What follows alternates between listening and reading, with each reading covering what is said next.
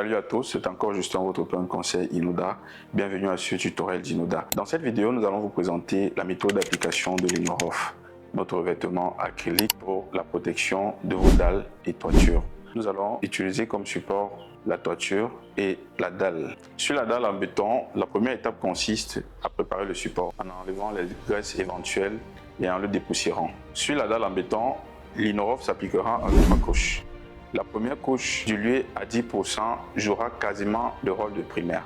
Cette dilution permettra à la première couche de s'infiltrer dans les pores du support, ce qui favorisera l'adhérence de la prochaine couche. 24 heures après, nous procéderons à l'application de la deuxième couche, diluée à 5%. À partir de ce moment-là, le produit commencera à jouer son rôle de protection et d'étanchéité. Cette protection qui sera renforcée par la troisième couche qui sera appliquée 24 heures après et diluée aussi à 5%. Le temps de séchage de 24 heures est nécessaire entre les différentes couches pour permettre que la peinture sèche au mieux et puisse supporter le trafic piéton sur une dalle en béton.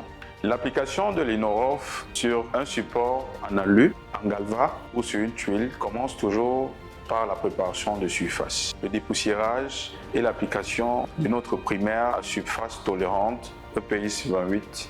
En fonction du climat, après l'application du primaire, vous procéderez à l'application de 2 couches de l'Inorof, chacune diluée à 5% et espacée de 24 heures.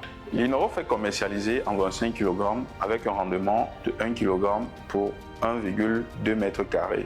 Il est à noter que vous pouvez l'appliquer selon la teinte de votre choix. Vous pouvez retrouver sa fiche technique sur notre site www.inoda.pro. N'oubliez surtout pas de vous abonner sur nos réseaux sociaux pour ne rien manquer de notre actualité. Merci et à très bientôt pour une prochaine vidéo.